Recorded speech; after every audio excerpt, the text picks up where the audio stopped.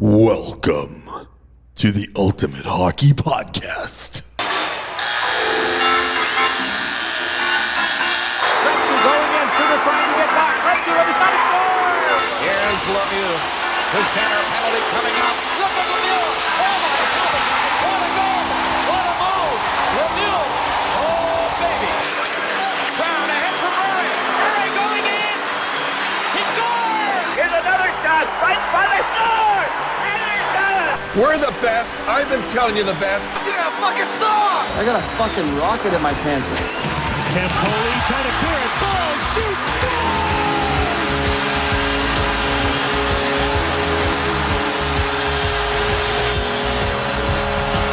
It's February 27th, 2025. What's happening, boys? What Elliot, is I heard happening? you're walking your dog tonight, eh? Yeah. Extended walk. My what kind of dog you got? old man, he's a boxer staffy mix. He's coming up on 12 or 13. And getting old, just slowing down. And I'm walking him, and I don't care. I'm just whatever, run into a neighbor or shooting the breeze. Realize the old man's getting a little sore walking, so we kind of take a bit of a shortcut back, thankfully. And then I see John sitting there in his car. And I'm like, oh, fuck. He's been there a minute or two. That hood looks warm. Yeah. So, I got the dog in, fed, and then out I come, and he's laughing. He's like, you're the best with time, aren't you? Yes, I am. So, that was me this evening, taking my time. And then, I was going to say, shout out Mom, because my mom gave me a words of encouragement for my the last podcast. So, yes, of one of our subscribers for sure. Mom is my number one fan, right? But what did she doesn't want me getting up during the middle of To get a slice of pizza? John's conversation to get a slice of pizza. Elliot, how dare you? That's so rude. He's talking. How dare like, Mom, I'm listening. It's active listening. John and I yelled at each other a little bit in the car about this already. Like, it's all, relax. And sit up straight and quit swearing. The second time you heard the conversation from John. I'm going to do better at the F-bombs. I'm going to put, maybe that's a prop we can have as a swear jar. Because, I have the potty mouth. And, I mean, this is how people talk, as our boy Pat McAfee likes to say. But, got to be cognizant. Anyway, so shout out Mom. But, that was tonight, the dog, and then the blast from Mom. So, good times. John, you're injured again? What happened? Do we have to talk about this, Bob? Yes. We were almost going to leave you at home tonight. This is a big part of the show. I was almost going to stay at home. We were going to come over to live from John's house. That actually would have been pretty good. Yeah. So what happened? I was doing a skate, just a light skate, trying to rehab my ankle, just taking it easy, doing about 50%. Got a breakaway on Bob Builder goalie here. And I was like looking at Bob. I'm like, I'm going to shoot high blocker. No. And I moved, and then Bob moved with me, and I was like, I don't have a high blocker anymore. So I open hip to slide the puck around Bob. And as I planted my left leg, so I'm open hipping this way, and I planted my back leg, and it caught a rut and went like this, heel first underneath, and then caught, and away I went. And that kind of hurt because January 6th, I did 2.5 tears on all of my ligaments in my ankle already, and been rehabbing that. So it wasn't the best day. I went into physio today. Looks like I am about to take an oversized golf ball out of my ankle. It's not good. All right. So I'm back to square one after 7 weeks of healing up. And I have playoffs starting in a month, and I haven't touched the ice, and I have teams mad at me because I'm always injured. So, that was my day in a nutshell. They're mad at you because they need you, right? Yeah, well, like, the guys like to, I guess, sandbag to stay in a lower div so they have a good chance of winning a championship, and I don't like playing that way. So this year I was like, let's fucking go from the start and get up into a higher div, and it'll just make it easier for me because I'm no longer sliding over and like, you're still bobbling the puck? Oh, now you shoot. Right? And like, fuck, it was working. We went up 2 divs, I think, and probably could have gone up a 3rd if I had stayed healthy and if we had kept pressing. So, guys are kind of pissed at me.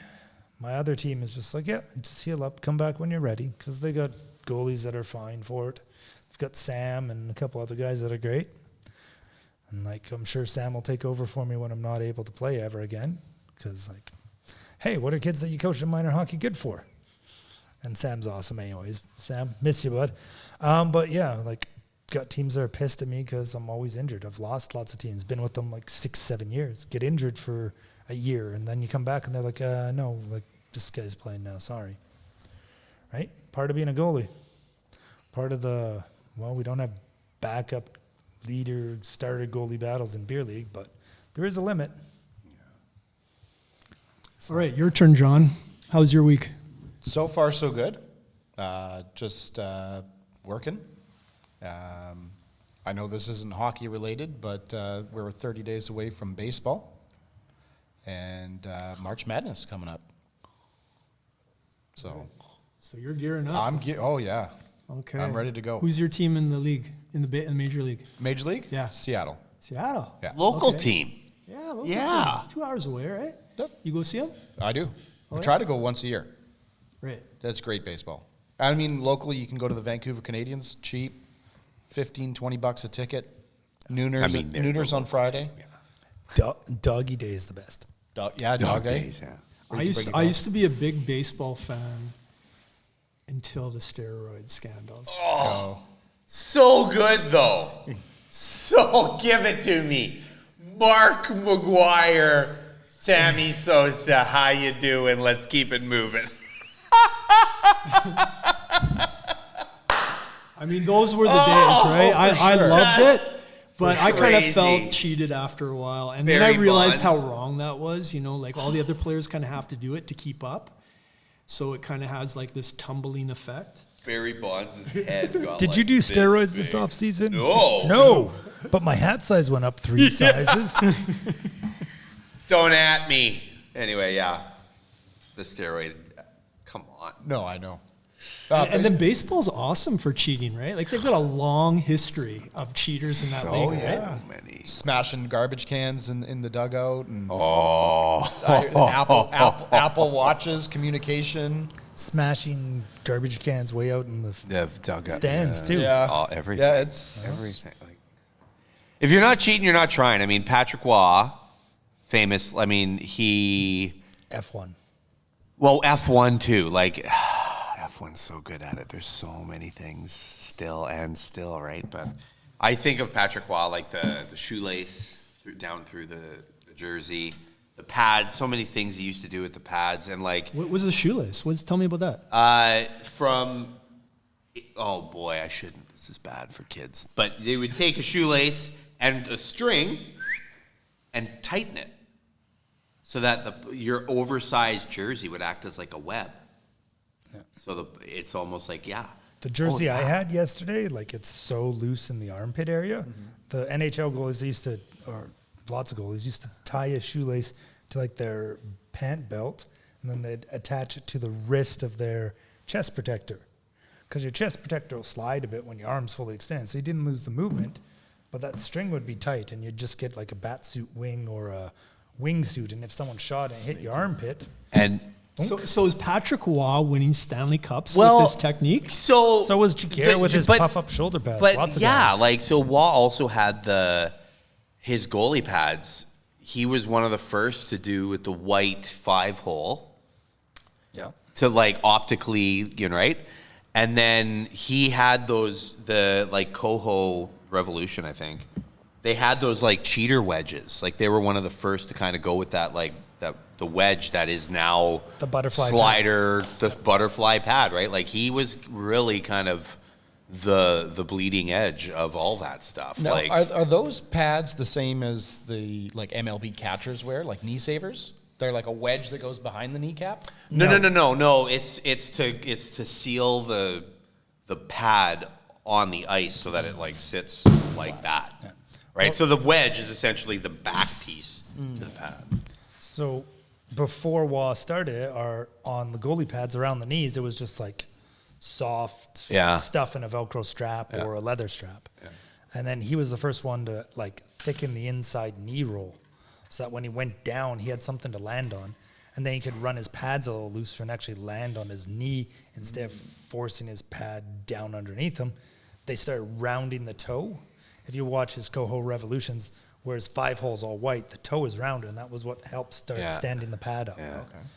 But back then, the pads were softer, so like his knee wouldn't necessarily be 90 degrees. It'd be turned down a bit, but his toes were more up. In the But he used to talk to the Coho reps and that and be like, I want this done. I want that done. Is it within the rules? What can we do to make it within the rules? Oh, yeah. He was.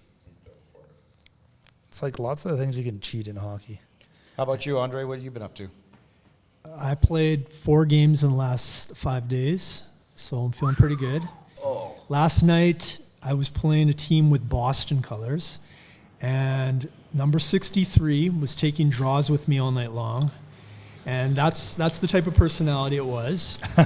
So I'm winning draws. Elliot's favorite player. How's your wife and my kids? So I'm winning draws in the first period, right? Yeah. And he's starting to kind of, attack me a little bit more. And all of a sudden, he's like full out, like throwing his stick right before the ref drops the puck right into me, so I can't even do anything. He's just taking me out every single face-off draw, right? So I'm starting to get upset. And then we're coming up to this draw in the third period, and I know he's going to do it, so I just decide to go full, like, straight forward at him and push him just out of it. I told the defenseman, just come in behind me. So I push him out of the way, and then we pick up the puck, and then he's mad. He fucking hacks me. So I get hit. He goes into the corner, and I retaliate. I give him a good cross check and knock him down. So now we're swinging sticks at each other, and we're coming back up the ice, and he fucking slashes my Hyperlite 2 in half. And I was just like, fuck, he got the best of me there. It was a $400 stick, so. Wow. Yeah. And if you ever played with Andre, he's doesn't look the flashiest, but my God, he's smart and he's skilled. So this guy getting the better of you is kind of surprising. Yeah, and in fact, I wasn't a regular on the team. It was my first time with the team. And we were winning the game 7-1 at this point. So it was a total waste of everything. Best right? Like, first impression ever. But I did get 2 apples that game, so I had fun. That's all that matters. Speaking of which, let's rewind back to Monday. Or wait, Wednesday. Did you stick around? Yeah, I was upstairs, and then I met the guys. Did you watch the final goal? No, I did not. You missed all the controversy that is taking place. Oh, the one where you shot in Scored after the buzzer? Scored. The one where the puck went in. Well, that's scored. It's okay. No, just listen. Were the Zamboni doors open or closed? Doesn't matter. I'm asking a question. Were you there? Did you see? No, I was going open or closed. Ow. Were they open or closed? It doesn't matter. Anyway, when that guy hits the buzzer, otherwise Howe would score like a lot of last goals. How do you cut his mic out? Can we cut that mic out? It's way over there somewhere. I just can't reach it. Can you reach that, John? I'm not getting involved in this. Yeah, I found it. It's right here. I want to see this. Yeah. Oh no, that's. Yeah, that's your. Yeah, that's the one. That's the one. Perfect. There's hey, a mute. Don't tell him. Here. Don't tell him. That's mute. Yeah. So, let's just back up. I can't remember how I got the puck, but I ended up with it somehow. Whoops. And I can see the Zamboni driver in the corner. Like I could see the quick flash because by this point we're already 5 minutes past when we're supposed to be out there. So it's like to look for them out of the peripheral, right? Like, they're there. So I was along the sidewall and I cut in, and knowing that this was going to be it because they're watching, right? So I was like, okay, well, I'm going to have to try and make a move here. And so I made a move. I can't remember what the hell I did. I probably just went straight. And it worked. And as I'm shooting the puck, hit whatever noise button you want. Oh, I thought you had something queued up over there. But anyway, as I'm shooting the puck, she hits the buzzer. Man. Now, this thing's going in like it's in the net. Bob, I love you, Bob. Oh, Bob, I love you. I say I love you. I must love you. No chance. Like, it's in. But I let up. I heard the buzzer. Bullshit, you let up, you prick. So, yeah, big controversy. We're all fucking fighting about it. And nothing brings me more joy than to, like, hound dog it up or, play it up a little bit after I score and watch, like, 10 angry guys in red or white. 10 angry guys in white. No, go! And then all of Team Red, yeah, fucking counts. Oh, yeah. Like, for who, for what, for nobody. I told my dog, he loved it. He loved the story of me scoring the game-winning goal. At the buzzer, count it. Elliot, if you were in net and Bob was shooting on you, what would you rule I'm it as? trying to make that save. Exactly, but what would you rule it as if you... I'm giving him shit. Oh, fuck, no goal. Buzzer went. Exactly. So I rest my case. But I know. Hey, and that's... The real judgment is, did Bob say... I know the puck went in the net. The real question... Did the puck go in the net? Yeah, sure. The puck go in the net? Is it going to count in the NHL? Sorry, Elliot. Yeah, well, I'm not in the show. This isn't the Chell. Is it going to count in a beer league hockey game? Fucking rights it would. Obviously not. Depends on your... Well, it did on Wednesday, so count it. But it wasn't a beer league game. It was just a drop-in game. No ref. So you have to ref yourself, right? Yeah. You want to know how I consider we scored a good goal? It's not whether we scored the last goal. The last goal is the only one that counts. But a good goal, sorry, Elliot's mom, but we get a fuck! Yes, that's out true. of Bob. That's right. That's when you know you scored a good goal. It's like listening. Otherwise, it's a goal. This is Shardlow hockey? Shardlow Yeah, hockey. it's like listening to the birds chirp in the distance. I love it. Oh, so for our viewers, what is Shardlow hockey? Oh, there's a backstory. So, near as I have learned in the last 20 years I've been playing with these guys, is they are a bunch of guys that some of them went to high school together and that. They're all buddies from like childhood days. Some are like related, some aren't, whatever. But they started playing beer leagues and they were a little rough for beer leagues and got tossed out. For all the people from my hometown, Seashell, yeah, they came to Seashell and they got tossed out. They tried to start a fight on the other team's bench, and everyone on the other team ran onto the ice to be safe, type thing, and they were banned from tournaments, Whistler, Seashell, other places. But yeah, these are like witty, smart, fun guys that know how to play hockey. And yeah, they're just up in age now, like 50s, 60s, 70s. But like it's cool because also then guys they work with and stuff get like allowed. Oh, you play hockey? Mike stories. But like, oh, you play hockey and you're a good guy. Oh, you're a good guy. Yes, you may come play hockey with us. So there's a little bit of that, but good for us. And yeah, so because of that, the age also kind of stays down too, right? Because like Ian has come on in the last couple of years. He's a bit of a younger guy. I'm one of the youngest, but I started as the youngest. One of the youngest. You were the youngest to start. So, and that, like, I really want to talk about that and do all that and, like, another show, have guests, because, like, we'll give the backstory when we're out, give the backstory and all that. And let them, some of them talk about it. But, yeah, it's a group of dudes, 10 years, like, I've been playing there for over 20 years, and I mean, I started in high school as a stud goalie for them because back in the day, right?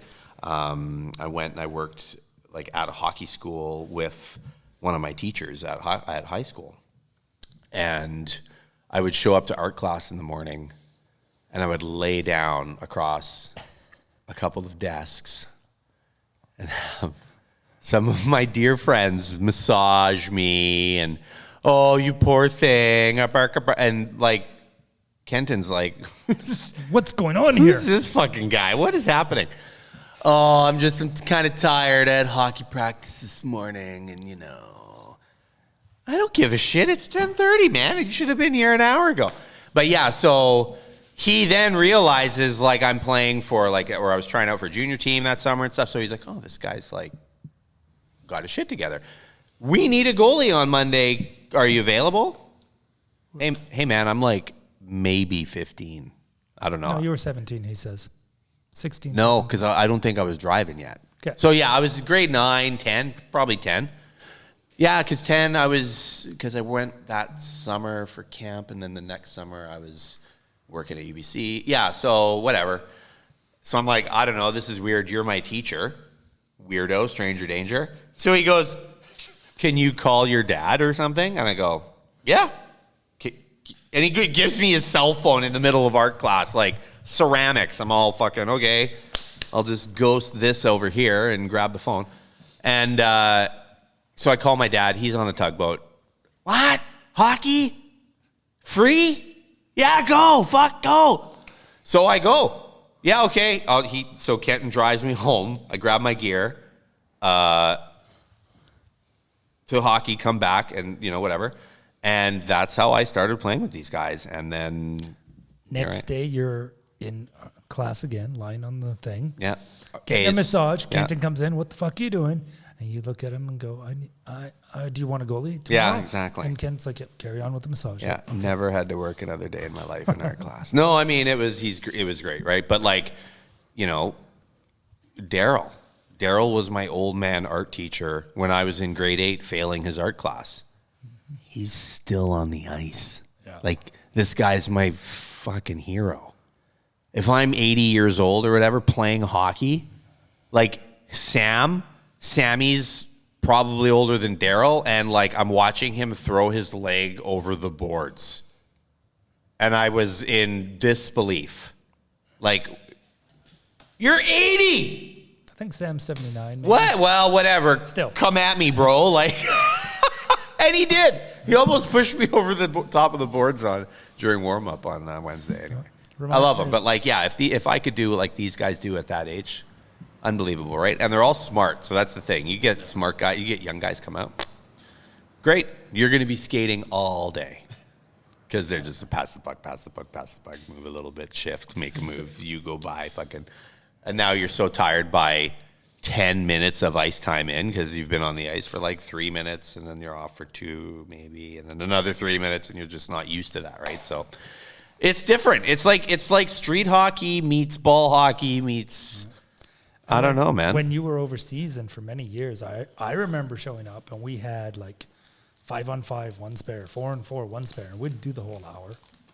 Yeah. And then there was like days we showed up when we were struggling before we got a bunch of new life in there. And it's like 3-on-3. Okay, we're half court. Well, that's fucking boring. We're not really that skilled to like just like stick handle and go through everyone type thing. And then we'd stick like one net on one side of the crease and the other net on the other side of the crease, and we'd play blue line in, but you could score in either net and it counted. And like goalies could score on each other. It was fun, but it's like smart brains to think of games like that, right? Yeah. So that's puck hog hockey. Yep. Moving on. Here we go. Vancouver Canucks win a game since the Four Nations Cup. They beat, who'd they beat? LA Kings. LA, slaying the dragon. We've had a tough time with LA for a while. So the hero of the game was Conor Garland. Absolutely. Boston boy. Here's some facts about Conor Garland. He won the Michel Briere Memorial Trophy, one of only 2 Americans to ever win that in the QMJ. He was drafted in the 5th round by Phoenix Coyotes. 123rd overall. Yeah. Traded to the Canucks with OEL, godson to Quinn Hughes, named Quinton. His son is named Quentin after Quint, the main character from the movie Jaws, the old guy who hunts the shark. So Conor Garland is infatuated with sharks. Yeah. He should be playing for San Jose. No, we got him. we need him. Yeah, we like him. Dynamite. Absolute dynamite. All right. So let's talk about Conor Garland for a bit. What do you guys like about him? Guy's a firecracker. Oh. Plays with just as much heart as JT Miller. He's always trying to get to the puck. He's always taking the shots. I think he's great. And he's like, fits in your pocket big, right? Like, but I love, I mean, he's honestly, he'd probably take me in a fight, right? Like, he's, his heart is humongous. It's the ultimate heart of hockey, right? I was literally writing down, like, where's our pit bull? Where's our Conor Garland? Like, where's our guy, right? And as he's scoring, while I'm watching the LA Kings game. So, there he is, and then he has just this dynamite hockey game. Like, we need that right now. We need that from from those guys whose name aren't, in all of the media right now, because there's enough of that. And I'm glad to watch him do it. I'm glad to see Joshua coming back, looking strong again. What's his name? Not Ellers.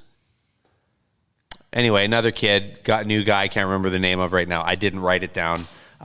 They're looking good. And it's unfortunately right now, Petey, I'm not going to give you a knee-jerk reaction and get on his ass or anything because, hey, man, what has it been? A couple games? Give him a couple weeks. This is going to take time, right? Hey, man, I love scotch, and I love me some old scotch because it tastes so good when it takes time, right? It's like wine, anything else. Give him a minute. So, but the other guys are getting it done, and I hope they continue too. We're going to have a homestand here coming up, and I think that's where, we show our boys some love, and they'll show it right back. So, yeah. John, you were saying that Conor Garland was one of Rick Tockett's boys in Phoenix, right? Yeah. From what I understood, Conor Garland was in Phoenix and Tocchet was there. They got along good, had a great time. Tocchet really respected his play back then. And then the real kicker was Tocchet left Arizona Coyotes. I don't think he coached for a year or two. I'm not sure. But then Conor Garland got traded over to Vancouver Canucks. Next year, Rick Tocchet comes in. Who talked to who there? I wonder. Hey, new squad. Hey, you need some new coach? Maybe this guy. Or, hey, look, we're going to be looking for a coach this year. You want to apply? I think you should apply. It's pretty good. They respect each other. And if you watch where Tocchet plays Garland and when, he looks at that kid oh, this guy's got IQ. This guy's smart. I just love the way Garland thinks the game and plays it. He knows his size. What is he, 5'8", 5'9", 180? Like a short, little, thick guy. But watch how he uses his size to get low, protect the puck, drive under their players' triangles and get the puck in that. I love the way he plays on it. And he's got the tenacity. He throws his body around when he has to. And he's not going to fight or anything, but my God, he gets in people's heads. I love it. He gets in their space. Go. Well, he'll annoy them and try and draw the penalty, but he's not going to really fight because he's just on the losing end. He'll go more than some other guys who say they go, don't. Yeah. But kids, if you ever get a chance to just zone out on a game and watch Garland on the ice, don't pay attention to anyone else. Watch his decision making. Watch the little moves he does to use his size as an advantage, and guys are going to block him out, and he gets lower or ducks under this little space. Such a cerebral player. Conor Garland in the corners. Yeah. He's got a trademark style in there where he can get the puck from anyone. And he reminds me a lot of Cliff Ronning. Same size, same agility, but he is tough in the corners, and he is not afraid. And in fact, if you watch Germany, Berlin, right now, you would probably not be able to tell that Tyroning, Cliff's son, looks identical in the same style of play as Conor Garland. So Ty won the Div 1 Germany championship last year, so there's some great highlights of him. Nice. And yeah, it's just funny. Even their faces, they look the same. I think Garland's got to be Irish, right? He looks like, well, he's from Boston, so probably. And then, Guilty by association. And then Ronnie is definitely Irish, so they have that kind of Irish look. And then Irish guys are kind of like those pit bull types of guys. They're not scared of anybody. They go right in there and grind it up, right? I was going to say, Ty plays that physical, though? Ty's- Because Cliff was always more the guy you could never hit. You couldn't get near him. Yeah, well, you couldn't get him square. Yeah. He always He'd was glance square. or he'd duck or. So Ty's No, more Ty's physical? not that physical, but he looks like Conor Garland. His same skating styles, Okay. shooting styles, so like that offensive look. Yep. But yeah, Conor Garland's got the other side where he's just super tough. Okay, let's move on to Brock Boeser. So what's going on with this guy? He did not sign, and is there any reason why? Well, other than the fact that he could probably net more money as a UFA, I think he is this year. I think So, like, money's one thing. He wants long term. Canucks didn't want to give it to him so much. They still have an offer so to make, they say. Be interesting. I think maybe he's more just trying to figure out, do I want to stay with this dressing room organization or not? Yeah. Like, you can't blame him. If he was a JT Miller fan, like, okay, my buddy's gone. Okay, maybe he's still a fan of Hughes or gets along with Pedersen or whoever in the room. But if his buddy's gone and his buddy's on the phone like later, like, hey, man, maybe you don't want to sign and then come here or go there. And maybe this Players is what we talk. see happen. Maybe this is what we see happen during at the trade deadline, where, he goes. We get him gone for a bag of pucks because we have to clear some room so that we can get that room back as a room. We're gonna have to call up some guys, or we're gonna have some plug from another team because we got nothing for Boeser. Don't say the R word. Rebuild. Oh, Again, no. and no, again. and I don't think it will come to that. I think what it is going to be is trimming the fat out of the room. Like I wrote down, and like Sherwood. Sherwood is playing so well. Mm-hmm. Where was he? Where was he last year? The year before? What team did he come from? Does anybody remember anything from this guy? No, no, I don't. All I remember seeing is this guy named Sherwood, 44, dynamite. And he is like when Tocchet talks, didn't I say it wrong before, but it was the other way? Anyway, when Tocchet talks in the dressing room, like, he must be the biggest sponge. Because when I watch him play, like, he's hard, like same as Garland, right? Like, hard in the corners, hard to the puck, into the scrum, in somebody's face, fighting every tooth and nail, shooting the puck hard. Like, the guy's all grit. Like, he doesn't know better. He doesn't know that he's not making, $18 million over 2 years or what. He doesn't know any better. He's just ball, net, I go put in, right? Like, same as, and it's similar to Garland, but I feel like Sherwood's a bit bigger of a size and a little bit more physical. He's not as maybe skilled. But another guy that, like, just looks dynamite out there. And Tocchet needs those kinds of guys, I think, because this is the style of coaching he's coaching. He expects guys to play that talky hockey. And, it could be that Pedersen's not really on board with that, maybe. Or his, what he wants to do isn't quite what the coaches want him to do. Who knows what it is, right? But it could, like we said before, it could be the room's divided. Who knows what? But I bring it up because the trade deadline is coming up, and if there are moves to be made, it would be nice if I don't know that he does have much of one. It would be nice to know that like Rick Tocchet had a bit more say in who he can kind of get back, so that he can get players for the type of hockey he needs to play, or he wants the guys to play.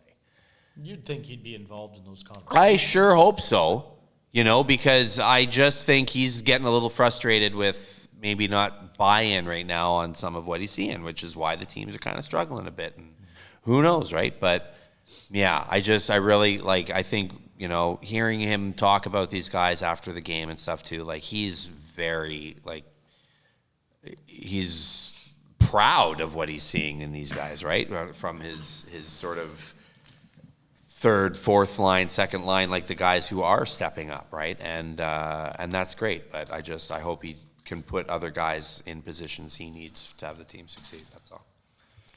Yeah. So Kiefer was a two-way up and down NHL, AHL, Colorado, and Nashville before coming to Nashville. That's right. Yeah, fucking awesome. Like, I'm a big fan. He's my Niner for the week. Who's your Niner? Okay, so you wanted to segue this into the most Gordie Howe hat tricks. Yeah. So who has the most Gordie Howe hat tricks? tricks? Do you guys not know? So the Gordie Howe hat trick is?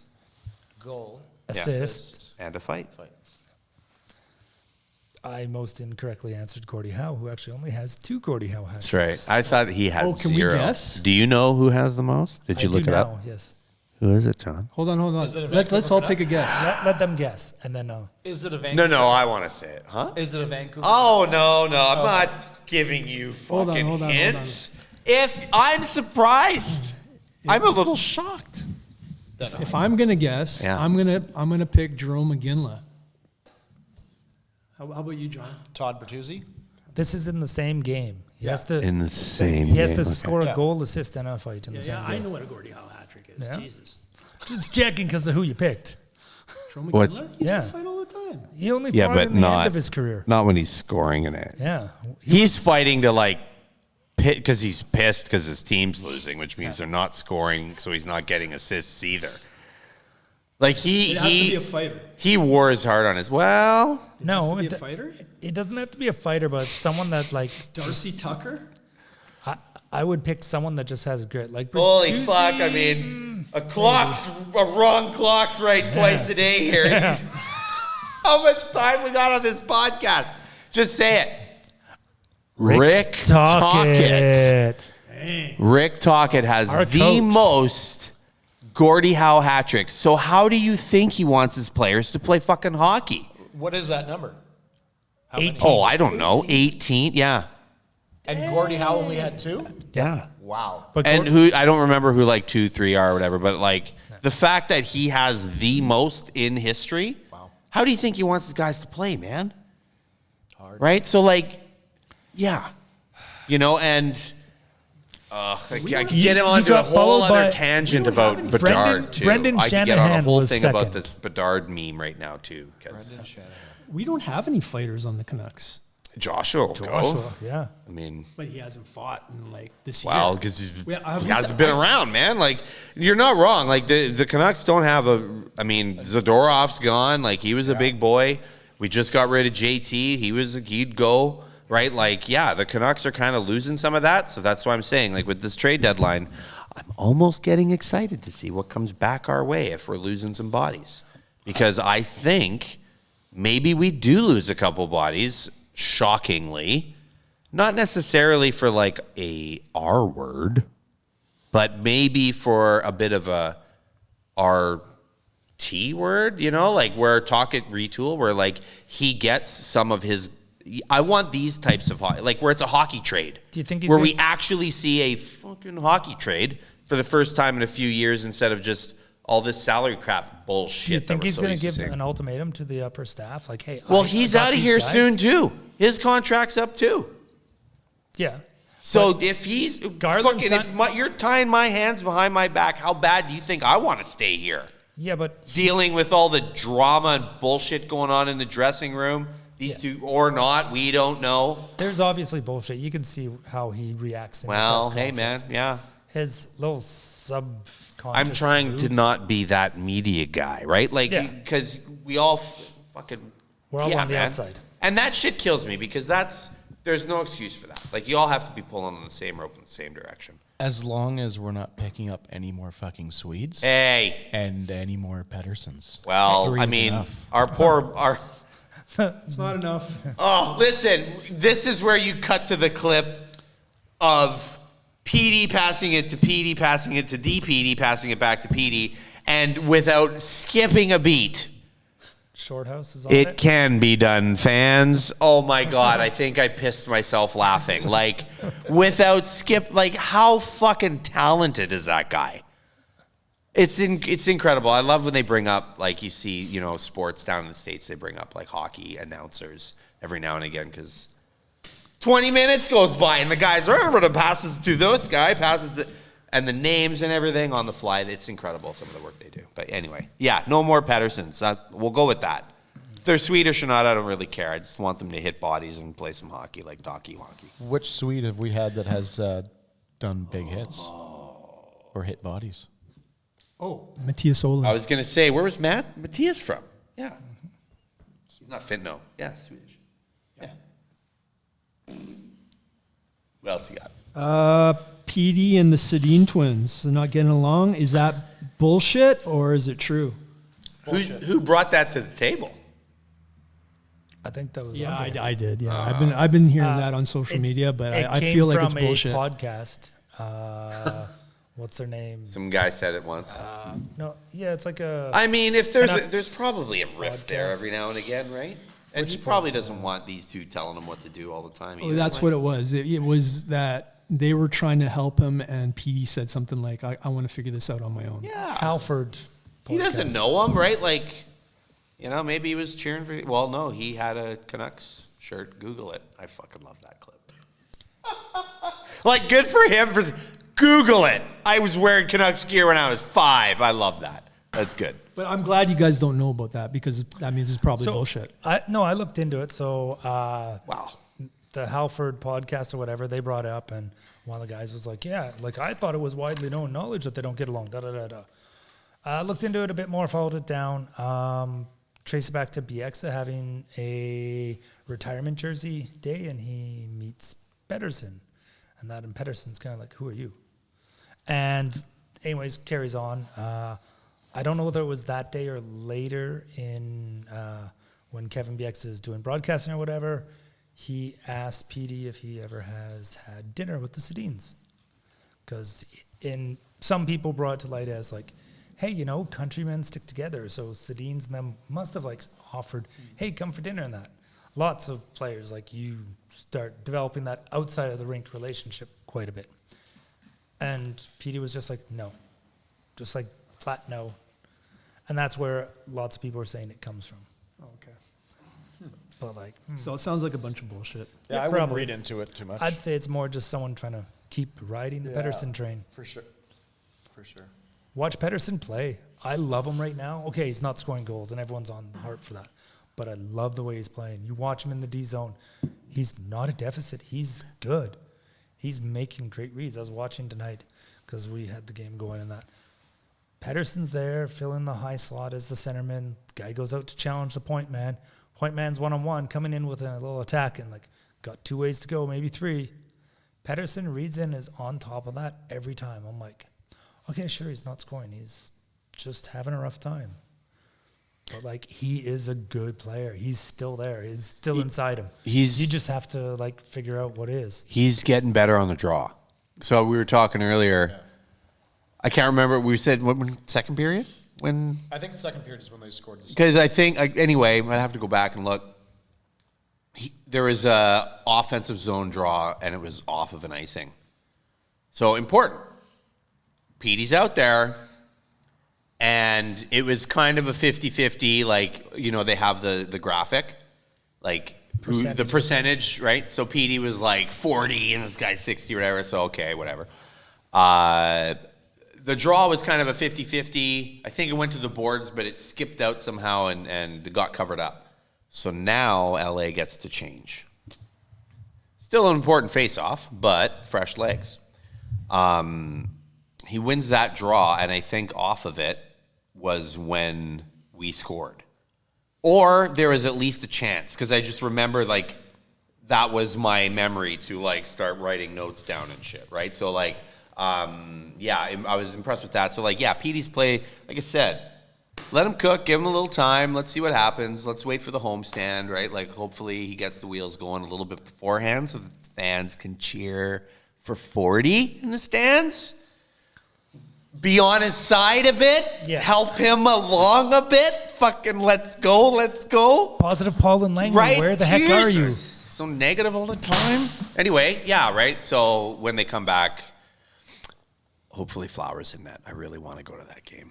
March 7th. One of my friends was like, hey, if Flowers in net. March 7th. I really want to fucking go. I'm going to get his tickets. I'm looking forward to that. I wish they would announce if he's going to go or not, just because it's like, it's his send-off tour. And so as a fan, I'm kind of excited for that. And, and so like you see him in all these other towns that he's played in. Okay, I get it. But like, I grew up watching, like, I guess I shouldn't say I grew up watching him, but like, being an adult, having him kind of be my age kind of bracket, like, it's cool to see because it's like, yeah, this would have been like, if I made it, and how his attitude is and everything. I love the guy. So I wish he would be playing, or at least they would have released that info beforehand. Because I don't want to pay $6 million to just watch him sit there. Yeah, but if you don't buy tickets now and then they announce it, you're going to pay $6 million to watch him play. Instead of paying $400. Well, maybe I wait. Well, I thought of that. I'm like, I could stand outside, stream it, see if he's playing or not, and then scalp a ticket, but then I probably won't get in. Yeah, probably not. Because it'll probably be like... Yeah, I imagine Pittsburgh's already pretty close to sold out. Yeah. Oh, yeah. So anyway. Or not Pittsburgh. Minnesota, you think? Minnesota, yeah.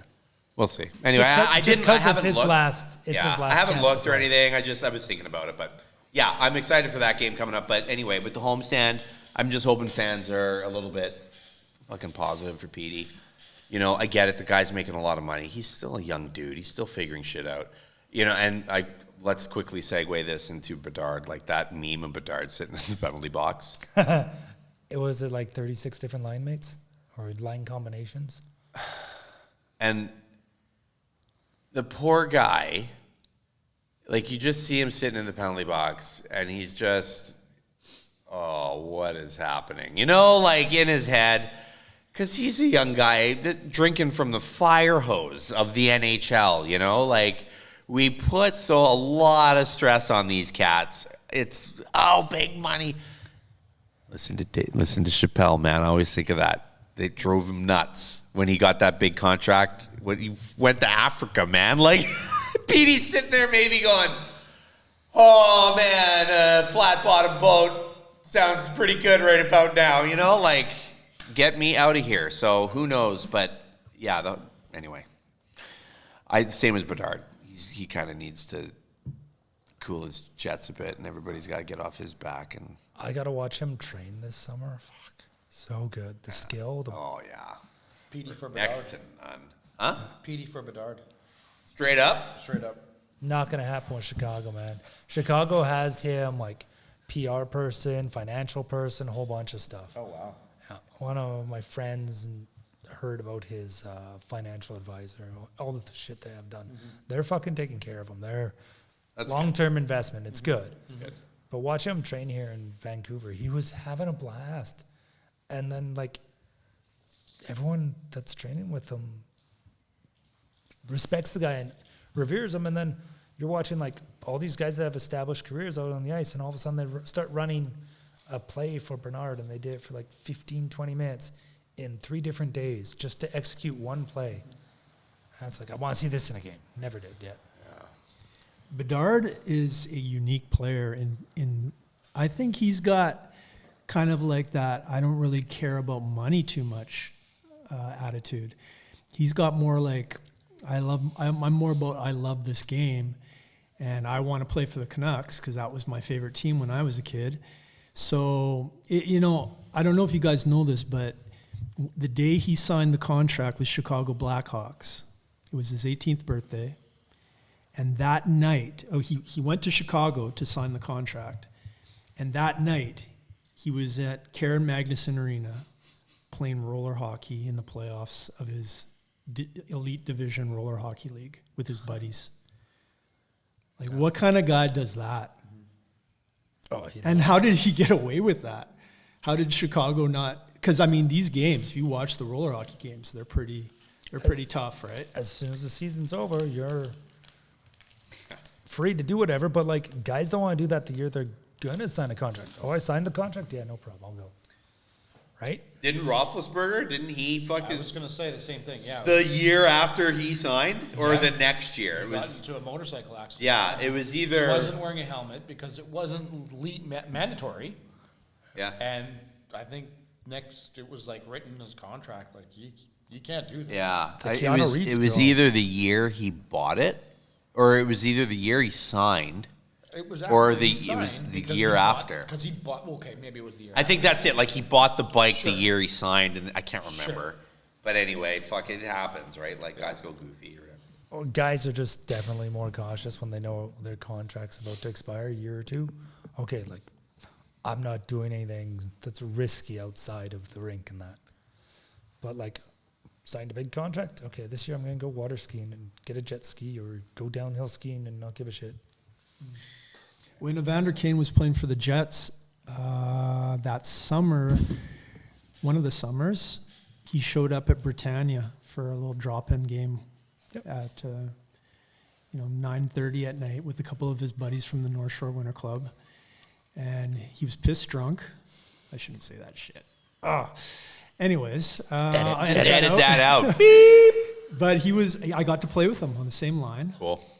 The most beautiful thing about getting a chance to play with an NHL player was his ability to receive a shitty pass. A terrible garbage pass, and they make it look like it was the best thing ever. I would just They make fire it look pucks like at it him. was made to be there at that speed and everything, right?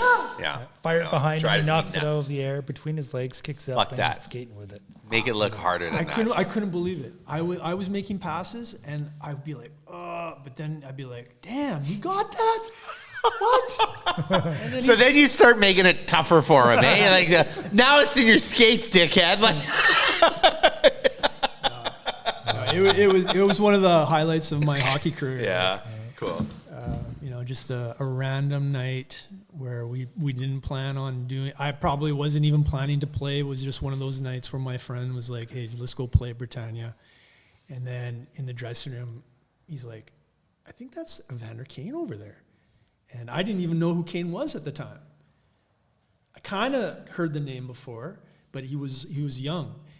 It was on the Jets, so I went up to him on the ice. Because they were all saying he was an NHL player, and I was like, "Hey, are you Evander Kane?" And he had a smile on his face. He's like, "No, my name is Mike." And then he rifled a shot at the net from the blue line and hit the top corner. Yeah, bing! A little snapshot, and I was just like, Mike. That's like, what's his name? Edmonton Eberle, and his brother plays at 8 rinks, and one day he came out and played at like a regular season game during the Christmas break or Allegedly, this is all allegedly. something. Big crowd, everyone's watching. Yeah, allegedly. Was it not Evander Kane and that did also a game in Edmonton where he just hopped on a beer league? And I think McDavid did the same. No, McDavid might have, but LaRock. I think it was LaRock did it because he was in Edmonton. Right? Yeah. Yeah, I think it was him that did that. And then didn't get into a fight, but almost did. Just I feel sorry for the Yeah, guy who's got because that. guys, hey man, $3 million to go get KO'd by Tyson? I'll come close to death. Sure, give it to me. Like, you know what I mean? Like, so some guy for sure is egging him on or whatever, and he was, this isn't a good idea. Yeah. I know lots of guys that like have played and or even like just played over in Europe and they're like, no, I don't want to play beer league. As soon as someone finds out where I played, they just want to fight me. Put a little accolade up. Yeah, screw that shit. Well, good show. I think on that pleasant note. I was going to say LaRock, though. Fuck. You wouldn't want to mess with him. I heard stories of him in the NHL lockout season. Went over and played, I think it was in Finland. Him and Peter Schaefer. And fucking playoff game. They're like, coach is kind of like, well, it's going to be a tough game. Like, look, we got to bring everything we got. LaRock looks around. Don't worry, I got this, coach. Fucking wanders out of the room. Apparently, he went over to the other team's dressing room. Fucking threw open the door while their coach was giving the speech. Of course, room falls dead silent. And LaRock stared everyone down, looked around the room, and then just closed the door and walked out. And then they said when he was on the ice, basically no one wanted to go near him because they knew who he was and his reputation. But also everyone was like, fuck, like he's going to beat the shit out of me if I take the puck from him kind of thing. So he had a free pass all night and fucking helped the team win. Didn't you want to talk about the Ovechkin counter?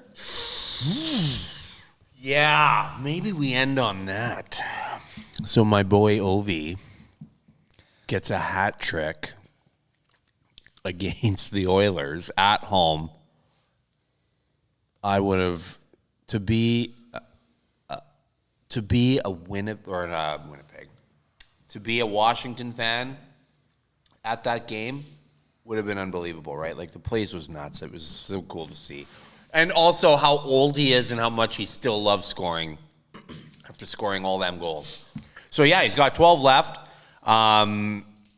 You asked if he's going to do it this year. He's going to do it this week, man. Like, I think he could pull this off before trade deadline. Not that I want to see him, anyway. But, yeah, and if he does do it, I would love to see him come back for the sort of the swan song for one more year, too. But, 12 to go, and I hope he gets it done here pretty quick. So that first goal in the Edmonton game clocked at 90 miles per hour. Decent, yeah. Considering a slap, it was a wrist shot, and slap shots are 100 miles per hour. Those are your top scores. 90 miles. So like I'm doing shooting here, and usually the top kids are shooting 80 miles per hour slap shots. I've had one kid hit an 87 mile per hour slap shot. And most snapshots are around 60, 70 miles per hour. Yep. So, yeah. And the thing is, when he shoots, it's not like everyone else where it's spinning and goes straight. The goalies say it's just moving. It's fucking going up and down. He shoots it so hard. Like, ugh. What was the talk we had in the Puck Hogs? About spin, puck going off faster after it left your stick, all that stuff. Yeah. And so guys that make the puck spin, Stamkos and them, they're shooting quick. The puck slices through the air like a baseball does. Mm-hmm. But, in a baseball, you throw the ball without spin, it knuckles, and it moves funny and that. That's what Ovi and those guys do when they shoot heavy shots. Goalies know what I'm talking about, a fast shot versus a heavy shot. Those heavy shots, that puck's not spinning much. It's just basically brunt force through the air. Physics. We'll end on physics. Thanks for tuning in, YouTube. Like and subscribe. And if you want to work on your shot, come on down here to Slapshot Alley. I want to do the one little bit. Oh, you had to fucking ruin it. We just did our outro, man. Well, I don't know why you did that. Go ahead. Let's see a little bit. No, I don't know what you want to call it. What do we call it? The ultimate minor hockey spotlight? Oh, that's right. It is now. Our ultimate highlight for tonight is South Delta minor hockey. We have a player here of John's interest that we'd like to give a little shout out to. Right. So a little backstory here. We got Spencer Nason, born December 30th, 2012. We'll roll a bunch of clips over this audio and show a little bit of the talent and the progression that he's made. But Spencer's first year of hockey was like any other kid. A ton of fun, but also a huge learning curve. Being born one day before the cutoff for the next year, things were extra challenging. Being placed in the bottom group of South Delta, where he belonged, Spencer began his hockey journey. A mostly frustrating year, where at times not wanting to go, Spencer watched his friends in the higher groups and began to set his goals for his future. In year 2, South Delta hockey initiation was taken over by Yogi, who is actually the assistant coach of the Vancouver Canucks. Yogi saw a ton of potential in Spencer. Spencer's parents were surprised to see Yogi take such an interest in him. And when they asked Yogi about him, he simply replied, "I can't teach heart and I can't teach work ethic." Spencer, still the youngest, took everything that Yogi taught him to heart and started to love hockey even more. As the years went by, Yogi personally coached Spencer, and Spencer started to thrive. Spencer has done spring hockey and winter development with Yogi for 6 years, which has been amazing. With the ongoing support of his parents and grandparents, Spencer made AAA rep teams for South Delta. Last year, Spencer set goals for himself to make him the zone team. Tryouts are in April this year. Spencer took the initiative himself to build his strength by doing push-ups, sit-ups, and adding some pull-ups. His dedication and drive amaze his parents regularly. Now, with the recent help of some unreal coaches privately and from South Delta, Spencer and his fantastic teammates are on the verge of making the 13U provincials for A1. Fast forward to the South Delta rep, where Spencer has been excelling for 4 years. This year, with the help of some elite coaching, and his teammates are enjoying some well-earned success. So we wish Spencer all the best, the South Delta team all the best, and we hope to look forward to seeing some more information. Right down the on. pipe. Right on. That's Okay. awesome. So Pull-ups, I man. just want to say Pull-ups are a real deal. That's awesome. No, for sure. And a special shout out to Tony and his wife Ray for raising and developing this boy into a great little athlete. Right on, man. That's how we end the show. Yeah. Right I on. like that. Little hometown local kid. Cool. Yeah. Good luck, Spencer. We're rooting for you, bud.